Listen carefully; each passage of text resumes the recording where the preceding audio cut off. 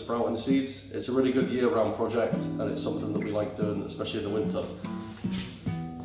So to start them off, you need jars with holes in the top. See our other videos on how to make them. What you do is you take your seeds. So for using big seeds, things like sunflowers, lentils, peas, sweet corn, mung beans, you want a bigger jar. It's just a case of tipping them in.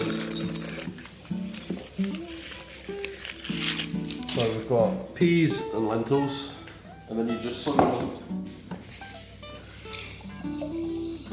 For larger seeds like the ones I just listed, you want to soak them overnight. Whereas if you're doing something smaller, radish, mustard, any other brassica like cabbages, broccoli, you only need to soak them for about 6 hours.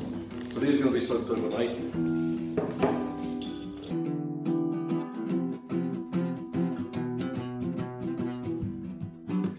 Here's a sunflower that we started off on Monday, and today's Thursday, so that was 3 days ago. And you can see they've just started to germinate.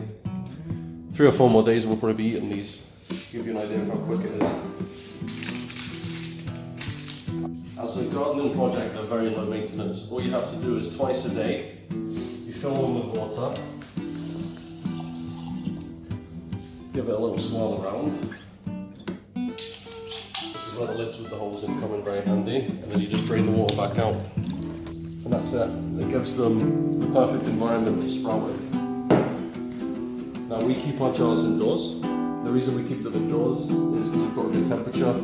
The office stays around 20 degrees Celsius, really good temperature for the seeds to germinate. It's too cold to be putting them outside, too much fluctuations of temperature. So after that they go on to a stand. Now you don't have to use a stand, but the advantage is it gets that last excess water, as you can see is dripping down there. It gets that last bit out. Keeps the seeds nice and aerated as well.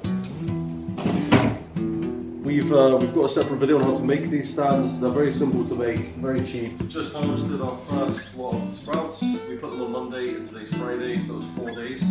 And it was radish. So the cultivar here is Rambo, and it's a bit milder flavoured than the China Rose that we tried a few weeks ago. It's still got a really nice radishy flavour.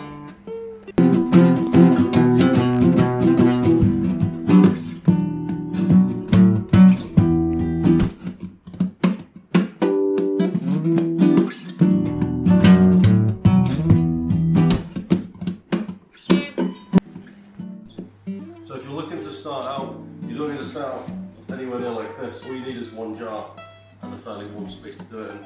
And I'd recommend starting with radish just because it's so quick, it's so easy, and it's got so much flavour. It really packs a punch. So I hope you enjoyed that, and thanks for watching.